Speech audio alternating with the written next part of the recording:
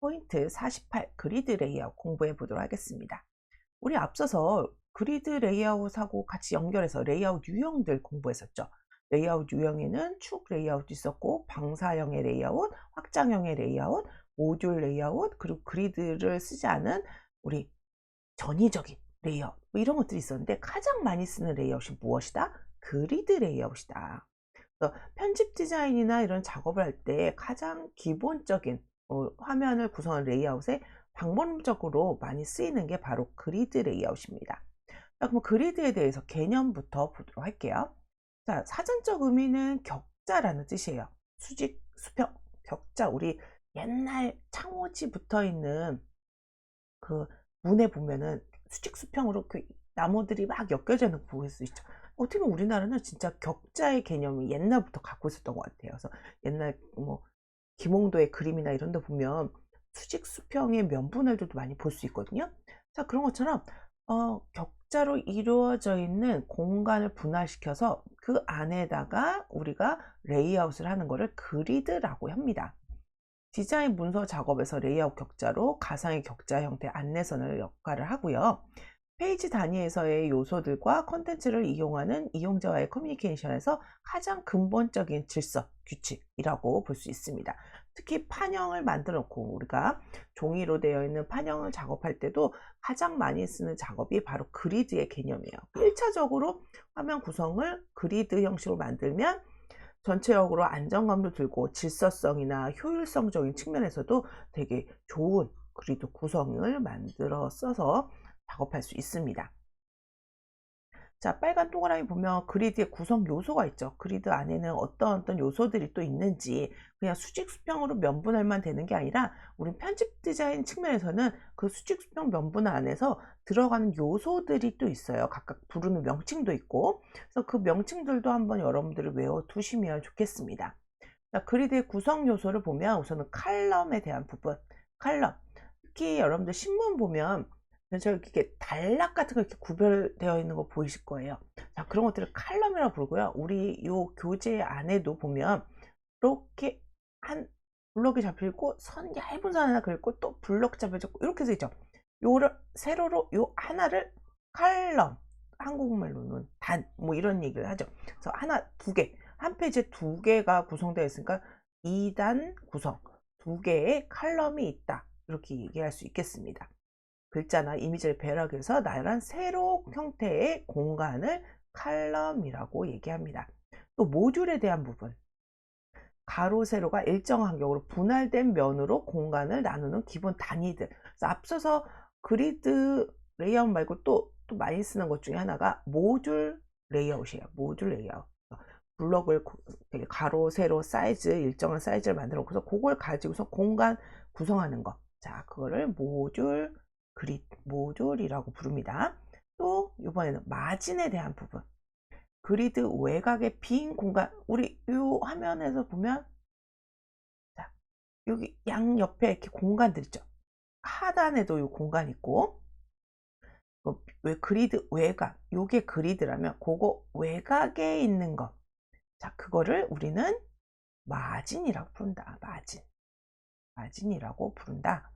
자, 그리드 외곽 빈 공간 화면을 균형과 긴장을 부여하여 내용과 이미지를 제외한 나머지 부분. 여백이라고 부르기는 조금 쓰이는 용도가 좀 다른 것 같아요. 여백이라면 이런 부분도 여백이라고 칭할 수 있으니까 우리 그러지 않고 그리드 외곽의 빈 공간 화면을 균형과 긴장을 주기 위해서 내용과 이미지를 제외한 나머지 부분, 이것들 마진이라고 부른다. 자, 플로우 마진은 또 뭘까요? 공간을 수평으로 분할하는 가상의 기준선을 우리는 플로우 마진이라고 부른다. 화면 공간 분할하기 위해서 여기도 있을까요? 우리 페이지에는 좀 없을 것 같은데 수평으로 분할하는 가상의 기준선들. 스페셜 존은 뭘까요? 몇 개의 모듈이 모인 별도의 틀, 간혹가다 이렇게 어떤 공간 잡아놓고서 그 안에서 레이아웃 작업하거나 사진이나 텍스트 같은 거 잡아놓는 경우도 있죠. 그거를 스페셜 존이라고 부릅니다. 마커, 표제와 페이지 번호와 함께 사용되는 동일한 위치에서 반복적으로 사용하는 거. 그래서 페이지 넘버링이나 우리 아래쪽에 보면 이런 거죠. 1-106 손에 잡힌 핵심 이론. 자, 이거 뭐라고 할까? 마커라고 부를 수도 있을 것 같아요. 이런 것들도. 칼럼 마진, 칼럼과 칼럼 사이의 공간, 칼럼과 칼럼 사이. 우리 지금 보면 왼쪽에 칼럼, 오른쪽 칼럼, 근데 그 사이를 칼럼 마진이라고 부릅니다. 또는 UI, UX는 컬럼 마진을 거터라고 부르기도 하죠. 같은 맥락인데 UI적인 작업에서는 거터라고 부르고요. 우리 편집 레이아웃에서는 컬럼 마진이라고 부릅니다.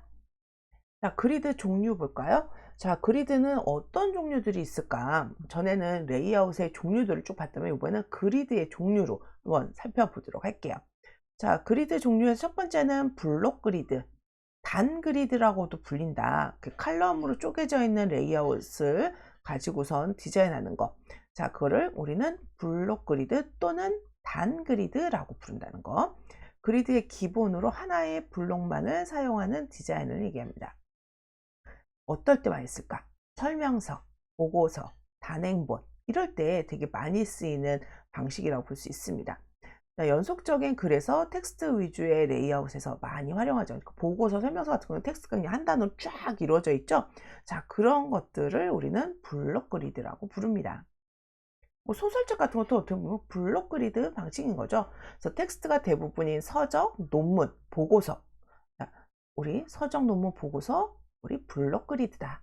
머릿속에 좀 담아두시면 이해가 좀 더 쉬울 거예요. 설명 문제가 나와도 아, 내가 얘는 이런 거지 라고 생각하고서 풀어주시면 되겠죠.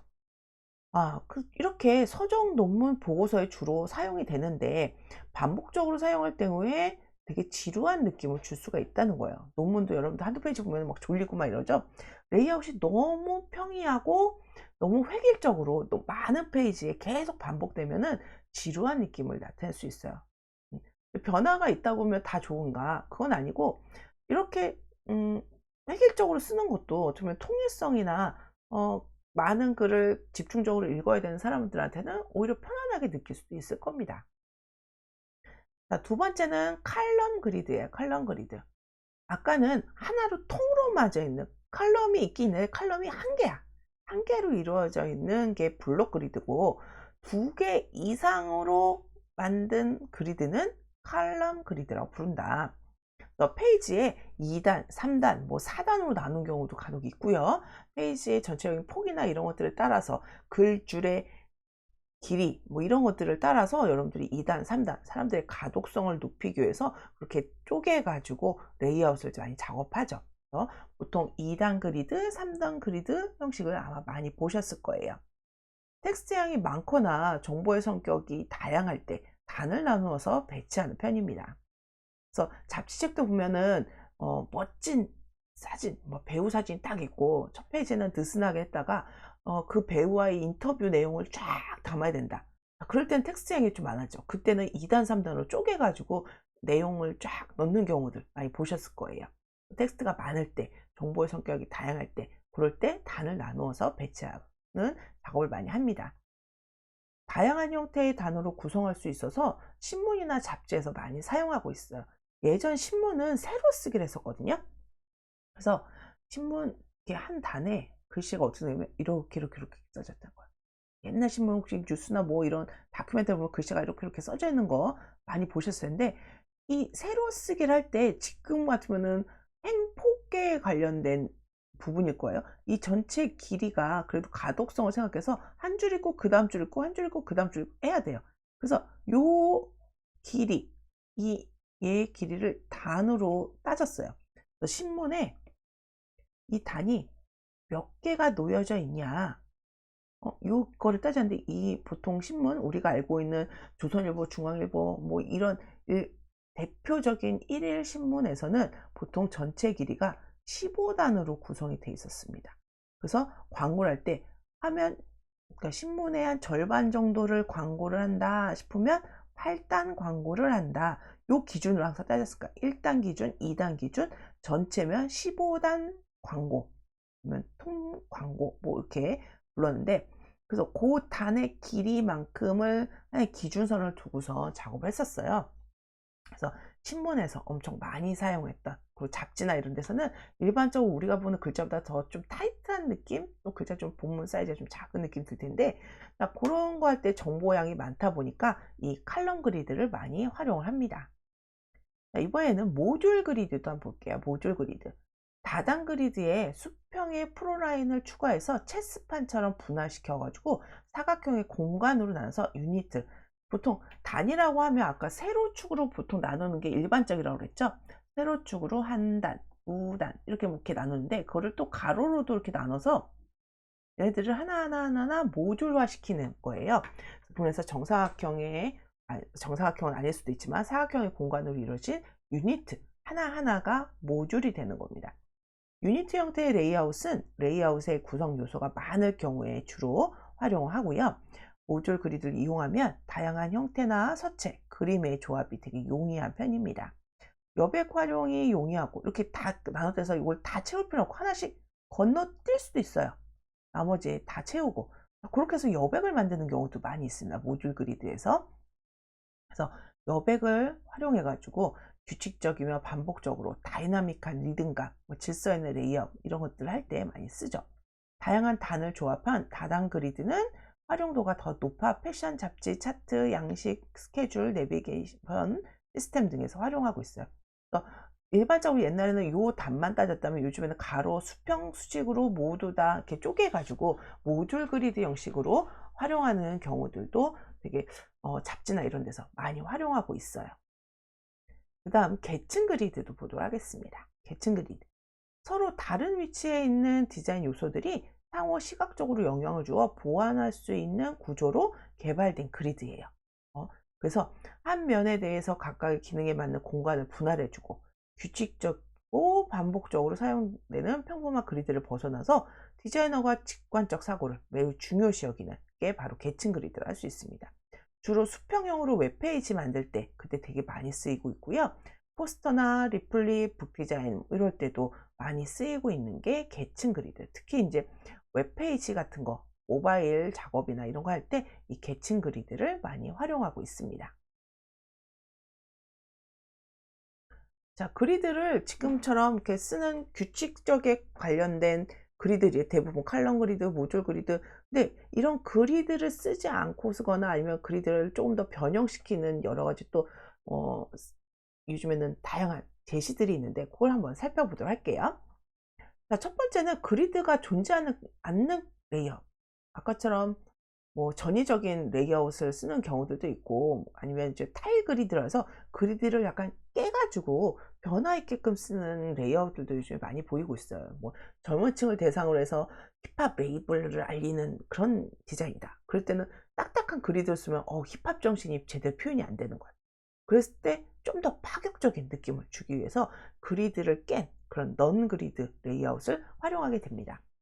페이지 여백도 없고 텍스트들이 잘려나가며 비대칭적인 레이아웃을 쓰는 경우, 간혹 가다가 막 페이지 옆에 공간이 글자가 반만 나온다든지 막 이런 것들 보셨을 거예요. 네, 이렇게 작업을 했을 때 비대칭적이라서 좀 전체적 흥미나 이런 주목성을 좀 끌 수 있지만, 전체적으로 봤을 때 산만한 느낌을 좀 줄 수가 있습니다. 그리드를 활용하지 않아서 허물어진 공간만큼 구성 요소의 자유로운 배열 속에서 새로운 관계를 만들어 나가는 질서가 좀 필요하고요. 그리고 이거를 그리드를 사용하지 않다 보니까 매번 디자이너가 각 페이지별로 새롭게 창의적인 작업이 많이 필요해요. 그리드를 쓰면 수직표 면이 쪼개져 있으니까 그 안에다 텍스트 넣고 이미지 넣고 배치하면 되는데, 이거는 좀 더 디자이너의 역량이 많이 필요한 게 넌 그리드 레이아웃이에요. 그리드 없으니까 더 편하지 않을까 싶지만, 사실상 작업해보면 훨씬 더 어려운 것 중에 하나입니다. 자, 두 번째는 혼합 그리드에 대한 부분이에요. 그리드가 아까처럼 쭉 얘기했던 거를 구분을 막 지어줬는데, 아까 잡지에서도 칼럼 그리드 쓰기도 하고 모듈 그리드 쓰기도 하고, 그런 것처럼 여러 가지를 이렇게 혼합해서 쓰는 그리드들이 있어요. 칼럼의 수가 2개 이상의 그리드를 함께 사용하여 복잡하게 레이아웃 쓸 때 간혹 가다가 나는 분명히 칼럼을 3개 잡았는데 간혹 가다가 이 3개로 텍스트를 쓰다가 이 2개가 통합된다든지 이런 식으로 또 만들 수 있고, 간혹 가다가 블럭처럼 쓰다는 것도 있고, 그리드를 깨는 것들을 중간중간에 넣을 수도 있고, 이렇게 혼합 그리드를 쓰는 경우들도 있습니다. 역동적인 공간 구성이 좀 가능하고요. 하나의 그리드로 복잡한 여러 구성 요소를 모두 해결하려는 방식에서 벗어나 여러 개의 그리드를 적재적소에 활용해서 긴장감을 높일 수가 있습니다. 자, 마지막으로 플렉서블 그리드. 자, 요즘에 플렉서블 로고 디자인 뭐 이런 것도 되게 많은데, 그리드에서도 플렉서블 그리드, 어떻게 보면 이런 것도 플렉서블 그리드라고도 할 수도 있을 것 같네. 자, 사선과 곡선의 형태까지 수용하고 디자이너의 직관력과 개성을 표현할 수 있는 유연한 변형이 가능한 그리드다라는 거예요. 공간에 엄격하게 규칙을 딱딱 짜서 얘는 2단, 3단, 절대 이 중간 넘어오면 안 되고 여기서 벗어나면 안 되고 이 바깥으로 튀어나오면 안 되고 이런 것도 있죠. 자, 그런 거에서 좀 벗어나 보는 디자인인 거죠. 엄격한 규칙에서 벗어나서 자유로운 표현과 해석이 가능한 것.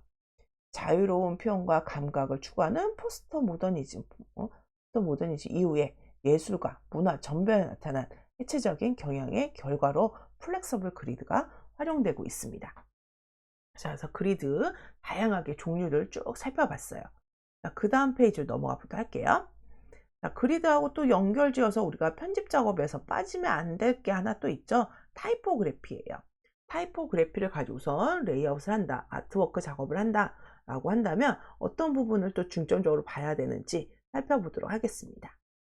자, 타이포그래피 아트워크부터 보도록 하겠습니다. 아트워크라고 앞에서 얘기했을 때 사진, 이미지, 텍스트, 색채 뭐 이런 것들을 공간에 맞춰서 배치하고 배열하고 이런 작업을 우리는 아트워크 작업이라고 하는데, 타이포그래피 아트워크는 또 타이포만의 뭐 특성을 잘 살려줘야겠죠.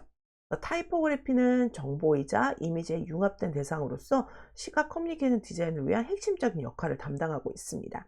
타이포그래피를 통해서 텍스트 정보는 시각적 형태를 갖추게 되고 디자인 컨셉트를 직접적으로 구현하는 요소로 작용이 되기도 하죠.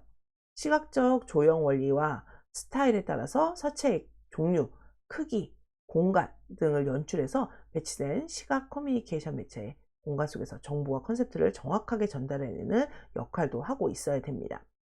자, 타이포그래피가 이렇게 단독적으로 쓰이는 아트워크들도 있고요. 타이포그래피가 주된 아트워크들도 있어요. 특히 최근에는 이런 타이포그래피가 주된 아트워크 작업들도 되게 많이 있어서, 특히 디자인을 내가 전공해서 타이포그래피나 뭐 이미지, 일러스트 이런 것들을 되게 잘 다룬다면 모르겠는데, 그렇지 않다면 타이포그래피만 가져도 훌륭한 레이아웃을 만들어내실 수가 있어요. 타이포그래피 자체, 폰트 자체가 이미 만들어져 있는 디자인적인 조형성을 다 갖고 있는 거니까 그것만 잘 활용해도 멋지게 아웃풋을 우리가 표현할 수 있습니다. 자, 밑으로 좀 내려가 보면 서체를 이용한 이미지 표현을 한번 보도록 하겠습니다. 자, 타이포그래피와 함께 구성하는 요소과의 조화를 이루도록 서체를 선택해야 됩니다. 사진의 느낌, 크기, 분량, 일러스트의 스타일, 컬러 이런 것들과 적절하게 조화되게, 사진이 되게 서정적이다, 뭐 가을 시즌을 맞아서 단풍나무 사진을 막 이런 것들을 쫙 놨다. 그럼 글자는 어떤 걸 쓰는 게 좋을까요? 글자는 서정적인 느낌이 나도록 우리가 명조체, 로만체, 그 세리프가 있는 서체들을 써주면 훨씬 더 서정적으로 보이겠죠. 그 폰트를 고를 때 그런 느낌으로 써줘야 된다는 거예요. 어떨 때는 아까처럼 뭐 탈그리드를 하기 위해서 힙합 느낌이 나게 막 그랬다. 뭐 글자도 약간 거친 느낌의 질감이 표현되어 있는 폰트들이 있어요. 자, 그런 것들을 좀 골라서 써주면 훨씬 잘 조화를 이루어내겠죠. 그런 것처럼 전체 디자인의 일관성과 조화를 위해서 많은 종류의 서체를 사용하는 건 자제하면서, 우리가 본문용 폰트, 제목용 폰트 이런 거 따질 때 제목용 폰트는 전체적인 분위기 잘 맞춰지게끔 써주시는 게 좋겠고, 제목용 폰트는 조금 판독성적인 부분 강조, 그리고 본문용 폰트는 가독성적인 것들을 강조해서 전체적인 컨셉트와 잘 매칭되도록 써주시는 게 좋겠습니다. 그때 주의할 점, 너무 많은 종류의 서체를 쓰는 것은 하지 말아라. 폰트를 다양하게 쓰면 되게 산만해 보이고 약간 전체적인 수준이 조금 낮아 보이는 느낌이 들어요. 그래서 폰트를 쓸 때는 두세 개 폰트 이상은 되도록이면 쓰지 않는 게 좋다는 게 교과서적인 얘기예요. 그런 것도 감안해서 나중에 디자인적으로 풀어 나가실 때 욕심에 '아 나 디자인에 자신이 없어.' 그렇다고 해서 폰트는 이미 다 디자인돼 있는 거니까 막 올록볼록 막 알록달록한 폰트들 막 가져다가 막 넣는 분들이 있는데, 그러면 진짜 내가 뭘 전달해야 되는지가 약해져요. 메시지가 약해질 수 있으니까 폰트는 최소한으로 줄여서 쓰시고 폰트 패밀리로 규칙성이나 위계질서를 만들어 주시는 게 좋습니다. 자, 동그라미 2번 넘어가면 서체를 이용해서 이미지를 좀 표현한다. 이미지로 표현되는 타이포 이미지 디자인 방법을 한번 볼까요? 우선은 가장 감성적을 잘 전달할 수 있는 거는 손글씨의 느낌이에요. 명조 고딕도 그 분위기와 감성을 전달할 수 있지만 손글씨는 더 감성을 배가시킬 수 있는 역할을 하거든요. 그래서 손글씨 캘리그라피, 우리 캘리그라피라고 부르는 거, 우리 포인트 10번, 100번에 보면은 캘리그라피에 대해서 따로 한 챕터 만들어 놨거든요. 자, 그거 보시면 더 좋을 것 같습니다. 자, 손글씨를 써서 가져오면은 좀 더 이미지화된 타이포 작업을 할 수 있겠고요. 또 일러스트로 그리는 방법도 있죠. 뭐 일러스트를 그릴 때 다양한 요즘에 결합 형식의 글자들도 있고 절단의 글씨도 있고, 뭐 있는 글씨를 막 변형시켜서 쓰는 것들도 있고, 아니면 직접 일러스트에서 뭐 펜마우스나 이런 것들로 캘리그라피처럼 변형해서 쓰는 경우들도 있습니다. 이미지를 활용해서 글자를 조합하는 방법, 또 이미지를 모아 가지고 글자처럼 만들기도 하고, 다양한 그래픽을 활용해서 우리 클리핑 마스크나 뭐 이런 것들로 글자를 대신해서 타이포와 이미지가 결합된 뭐 이런 작업들도 가능한 것들이에요. 자, 그다음에 그래픽 프로그램을 활용한 타이포 이미지 디자인 방법 한번 볼게요. 자, 그래픽 프로그램 뭐가 있을까요? 우리 포토샵, 일러스트 이런 프로그램들 이용해서 타이포 이미지를 변형할 수 있다. 앞에서 했던 마스크 작업들도 여기에 해당이 될 것 같네요. 의도적인 변화로 표현할 수 있고, 그래픽 프로그램 내의 서체를 활용해서 시각적으로 배치하는 방법, 또 글자 가지고서 자간 나누고 우리 기준선 같은 거 이동해서 변형시키기도 하고, 그거를 또 우리 소프트웨어 이용해서 또 다른 변화 형태 뭐 이런 것들 추출해서 만드는 윤곽석 처리해 가지고 분해 작업 같은 것도 할 수 있겠죠. 만약에 우리가 I라는 음, 알파벳이 있는데 I 앞에 위에다 동그라미 같은 게 하나 소문자처럼 있다. 이 동그라미를 위로 쭉 올릴 수도 있고, 이렇게 아니면은 I를 길게 만들어서 이렇게도 만들 수 있겠고, 요 동그라미 대신에 하트를 여기다 부착해도 되고, 뭐 이런 식으로 다양하게 변형시킬 수 있는데, 자, 그런 것들은 윤곽선 처리를 해서 만드는 거고, 우리 크리에이티브 아웃라인 작업을 얘기하고 있는 거예요. 크리에이티브 아웃라인을 해서 얘를 도형화 시켜서 윤곽선을 가지고서 분해하거나 뭐 결합하거나 잘라내거나 이런 작업을 통해서 타이포 이미지 작업을 하실 수가 있습니다. 또 형태와 비율을 왜곡해서 이렇게 비율을 이용해서, 아니면 끝에 부분만 쭉 이렇게 늘린다든지 뭐 이런 것들도 가능하겠죠. 형태와 비율의 왜곡이나 실루엣이나 음영 효과, 여기 막 그림자 처리를 준다든가 엠보싱 처리를 준다든가, 글자의 뭐 외곽 부분에 뭐 도드라지게 하는 효과, 테두리 효과, 이런 것들로 글자에다가 다양한 변화도 줄 수 있습니다. 입체감을 주기 위한 여러 가지 필터들이나 이펙트들도 있죠. 자, 그런 것들로 글자에 변화를 주거나 아니면 알파 채널을 이용해서 우리가 원하는 값으로 이미지를 표현해내는 다양한 효과들을 줄 수가 있습니다. 타이포그래피의 기능적인 특징을 좀 볼까요? 타이포그래피를 하면 전체적으로 조형적인 기능과 언어적인 기능으로 좀 나눠서 볼 수가 있는데요. 소리의 언어를 시각적으로 표현해서 전달하는 것이 우리 타이포그래피의 조형적인 특징이라고 볼 수 있습니다. 아니면 기능적인 특징이라고도, 요거는 기능적인 특징하고도 연결이 될 수 있을 것 같아요. 기능에 대한 부분. 그래서 객관적으로 이해할 수 있는 시각적 형태로 표현하면 언어로 전달할 때보다 더 높은 지각 반응을 기대할 수 있고요.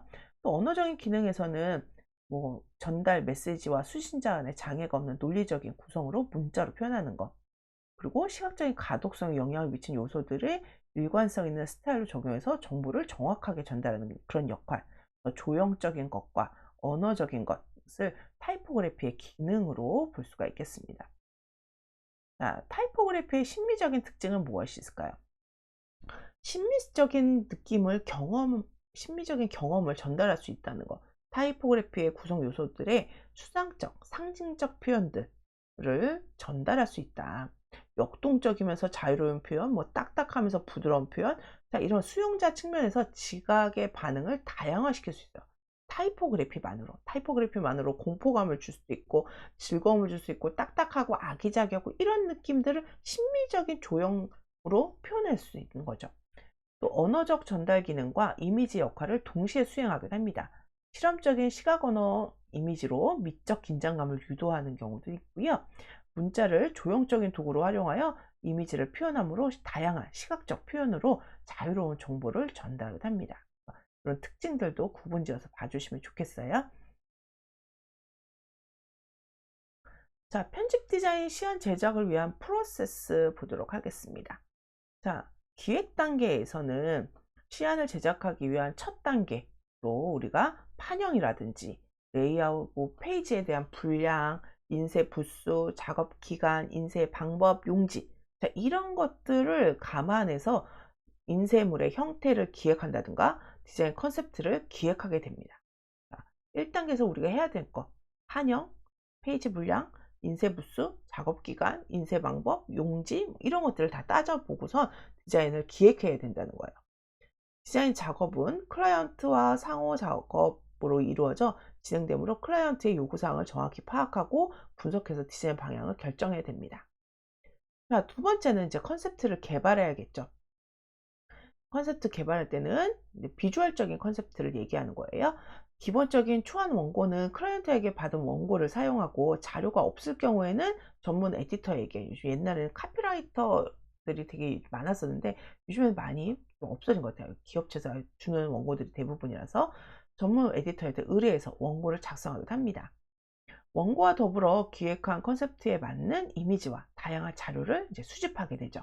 그리고 수집한 자료들을 가지고서 어떤 걸 쓸 것인가, 어떤 스타일로 갈 것인가에 대해서 분석을 하게 됩니다.